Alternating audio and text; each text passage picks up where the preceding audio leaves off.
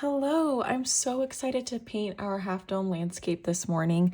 Here I've got the three colors we will be working with. I'm using Winsor Newton Perylene Green, Payne's Gray, and Ivory Black.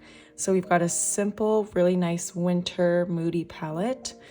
And I also have on hand three brushes. I've got Princeton size 16 round brush, size 2 and size 4. And I've got Velvet Touch series that they carry. And then I'm utilizing the sponge brush to help get some nice smooth washes for our sky and some of our misty trees that we're going to be applying. So without further ado, let's get started. First thing I want to do is apply a wash of water, and it's going to be just a really nice pale kind of dusty blue. And I'm going to utilize Payne's Gray with just a really nice little hint of black, just to tone it down a little bit. So I'm going to use my size 16 brush, which I use quite often. I have it linked in my Amazon storefront if you want to take a look at that. I just really love the washes I can get with it, and also just how much water it retains. Okay.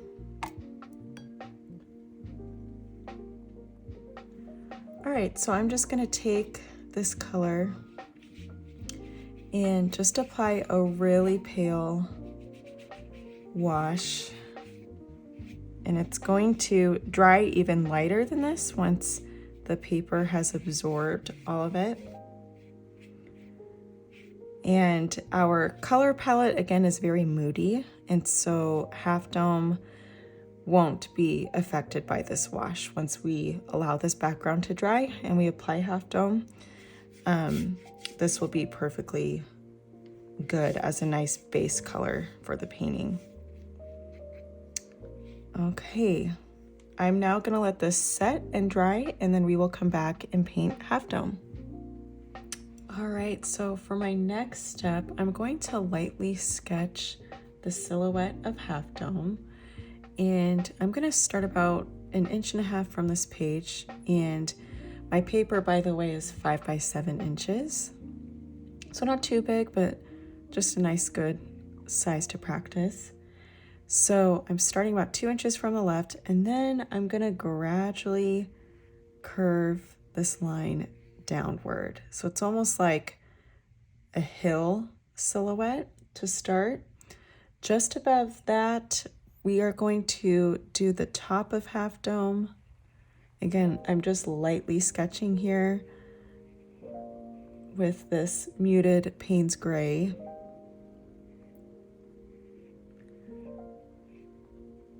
Okay. So this is the rounded part of Half Dome that people like to hike up. If you are familiar with the Yosemite cables hike up the back of Half Dome. All right, so we've got these two lines here. Next, I'm going to give a little bit of a gap here between this line, and I'm gonna just do a curved line pointed downward towards the bottom of the page. Then from here, I'm gonna do a slightly curved line right here. And then it's gonna go into another silhouette of the mountain towards the left. And then I'm just doing a swooping line that connects to the left side of the page here. So this is just kind of a really basic sketch. If you notice, I do not like to use pencil as much as I can because typically it shows through the watercolor. Not always, but just most of the time. So with that, I am now going to use just a blend of Payne's Gray with a touch of black, again, just to kind of tone it down just a little bit. And then I'm gonna add plenty of water to this color because we really don't want it to be super dark to start out. We can always build that later. So if you notice here, I'm kind of shooting for like this medium range of value with the color. And so if you need to lighten your color, all you do is add some more water. So I am going to start by kind of filling in this top part with that medium tone of our Payne's gray and black. And what I want to do is make sure that I'm not going to have these harsh watercolor sketch lines. So in order to kind of lift that, I'm just going to take my brush and simply just kind of apply pressure with the tip of the brush alongside those edges. And then slowly the brush will lift that pigment.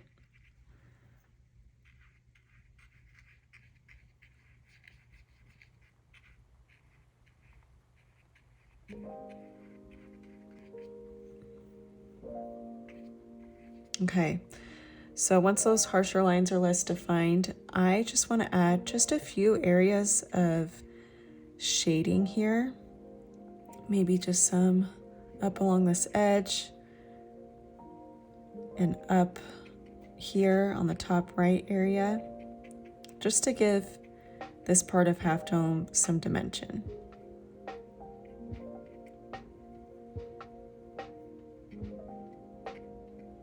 Okay, next I'm just going to blot my brush, and I want to add a little bit of a highlight. So using my slightly dried brush, I'm just going to apply some pressure and lift a little bit of the pigment here. Okay, so I'm going to let that set, and while that's setting, I'm now going to lightly fill in this left area here with just a wash of our color that we've been working with. And again, I just want to lift some of this sketch line here just a bit.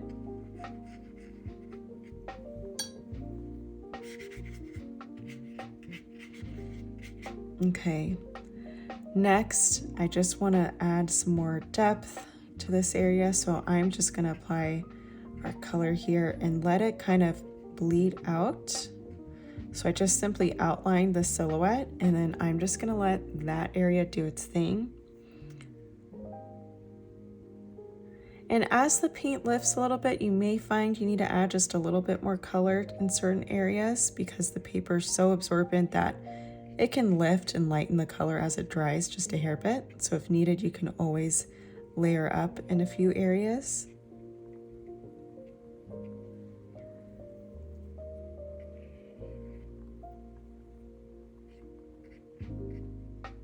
Okay, so from here, I'm actually going to switch from my size 4 brush to my size 16. And I'm going to just do a simple wash along the face of Half Dome.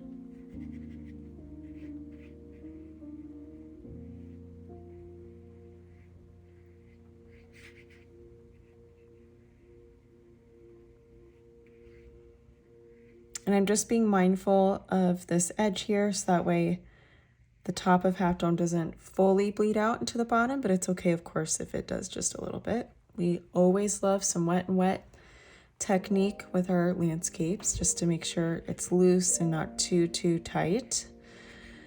So now that I've got some water applied here, before I move on, I'm going to just smooth out this sketch line right here just a hair bit. Okay, so now I want to take our blue color and start to give the face of Half Dome a bit of texture. What's unique about Half Dome is it's got kind of these dark variegated vertical lines on the face of it. So I'm simply just moving my brush in this kind of up and down column motion while it's still got this wet wash, so that way we just get the subtlety of that.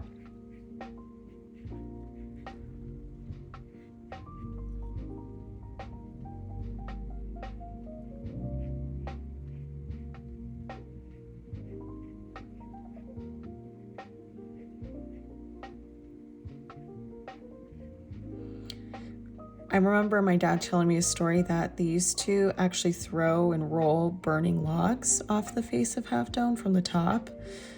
I haven't looked into that. I think it was some sort of like ceremony thing. I'm not quite sure, but if you know, comment below, because I've definitely heard that that's a thing that used to happen, which created some of those rustic vertical lines. I'm now just going to let this set just a little bit, and we'll continue to layer and build that dimension.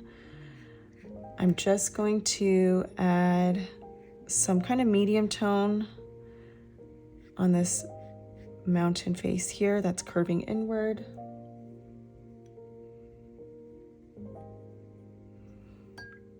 I'm now just going to kind of buff it out here with some water. Then I'm just going to smooth this out towards the rest of the page. This area, once dry, we will add some misty pines, which will be super pretty.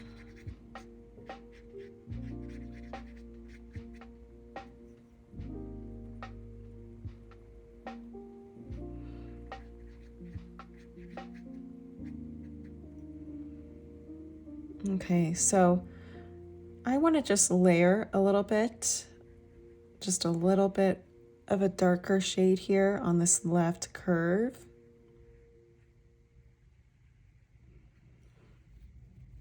Now I'm going to blot my brush and just slightly buff it out.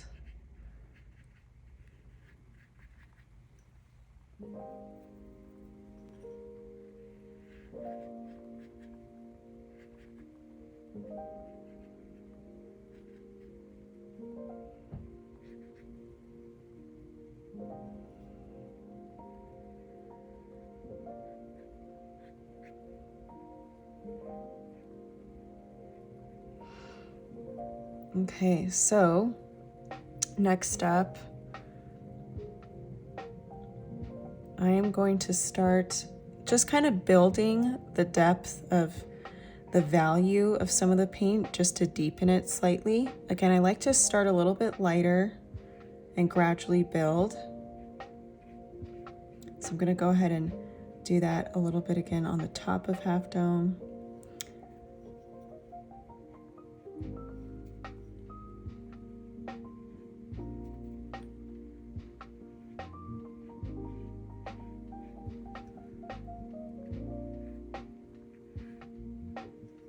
Okay, now that this face has slightly dried more, I can now add some more pop of texture here. And I'm just using really light pressure with the tip of my brush to build this texture all along the face of Half Dome.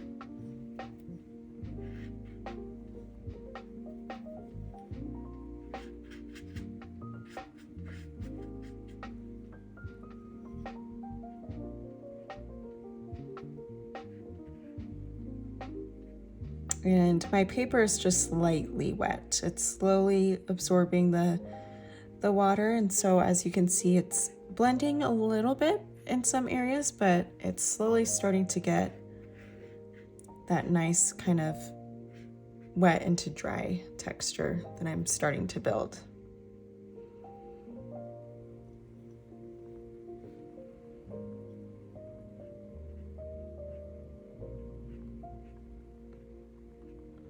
I'm going to slowly just start building up my value of color.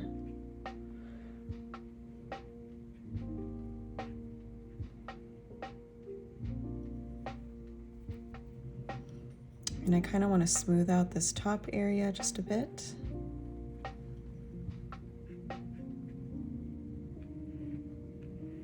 And again, if your color starts to bleed out a little bit too dark, you can always smooth that out and lift the paint a little bit just by taking a dry brush and lifting it and applying pressure with your hand.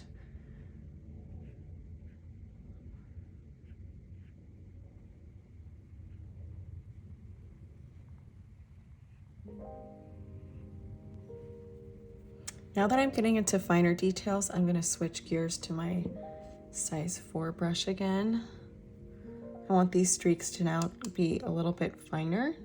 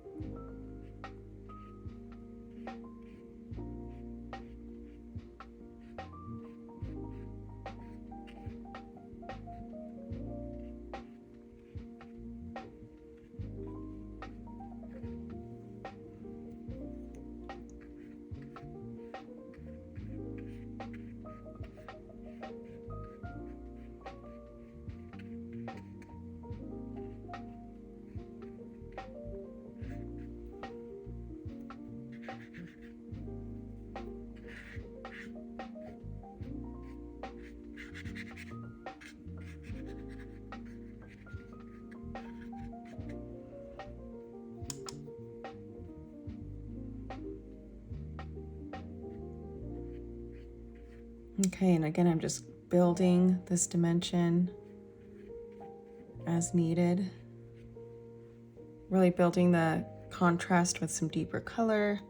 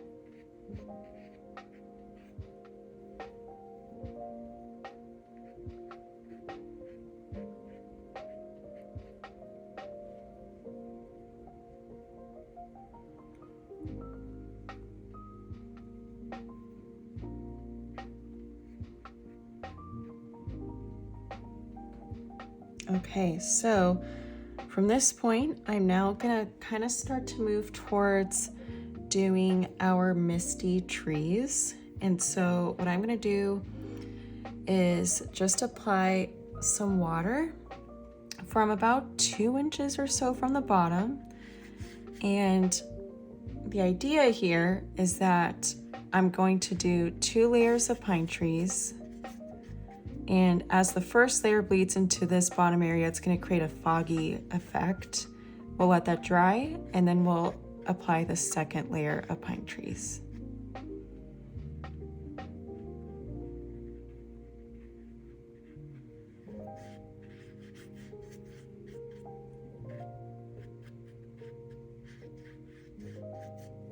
Okay, so we are going to be using, finally, our Perylene Green, and if I'm saying that correctly or wrong, definitely feel free to confirm.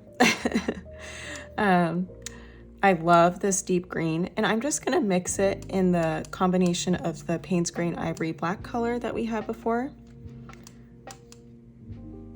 And I'm gonna start from the left here.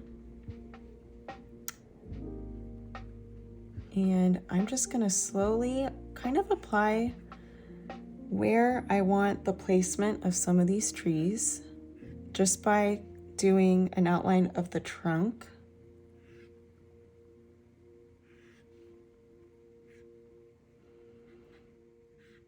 And since it's winter, some of these trees may be slightly more dense than others, and some will be a little bit more barren. Okay, now that I've got this trunk laid out, I'm now going to switch gears to my size 2 brush. So that way we can get some really fine brushwork alongside the trunk. Okay. I'm going to smooth out this bottom just a little bit so it bleeds out a little bit smoother. Okay. After I've laid down these trunks, I'm basically just going to go alongside each of these and just apply some texture using light pressure with my hand. And I'm following the silhouette of kind of a cone shape. You could see the very top is pointed and the base gradually widens. And so just mentally kind of imagining a cone shape with lots of wispy kind of eyelash texture fanning out on either side.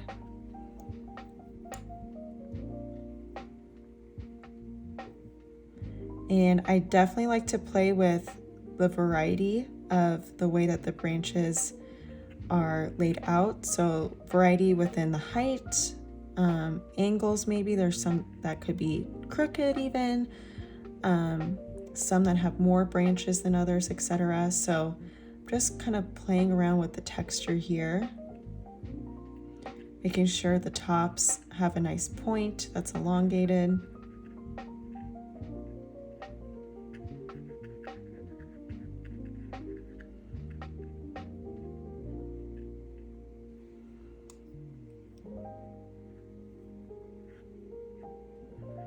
And as you add your pine trees, don't worry if this base starts to dry. You can always reapply more water as needed to just retain that misty effect.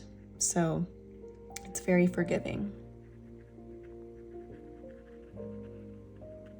I'm also making sure to leave some white gaps popping in between the trees a bit, so that way they're not perfectly cookie cutter solid.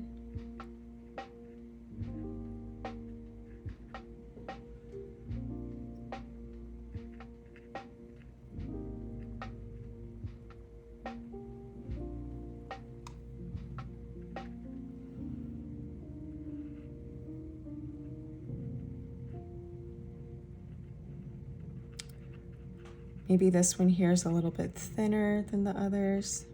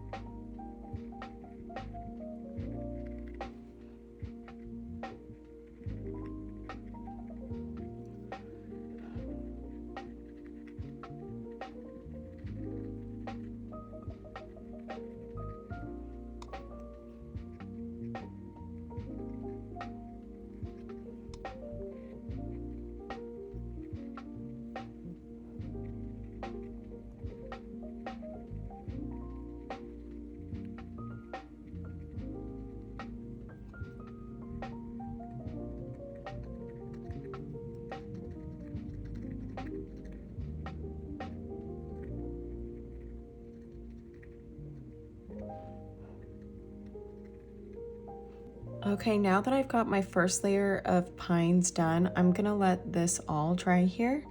And then from there, I will add my second layer of pine trees. Okay, so now that this layer of pines are dry,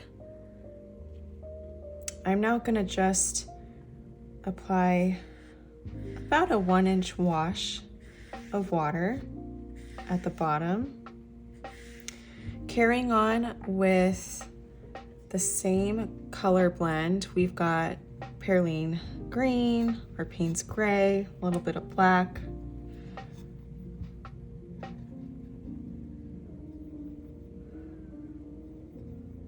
And now I'm just gonna lay out our trunks here.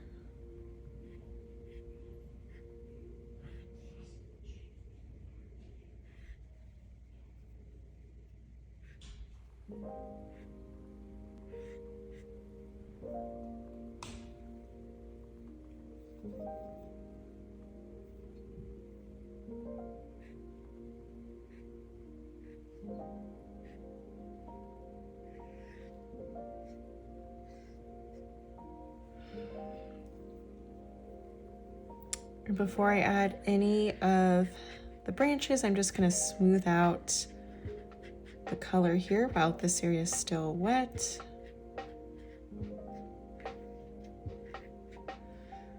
And now I'm just going to apply all of our pine trees.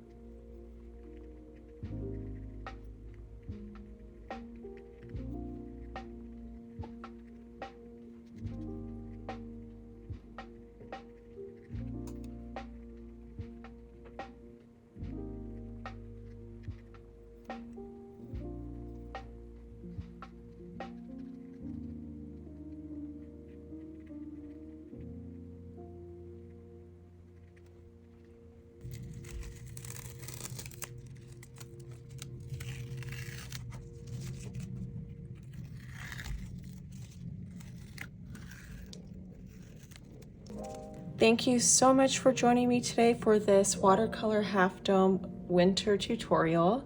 I hope you enjoyed it, and be sure to like and subscribe so you don't miss any future tutorials.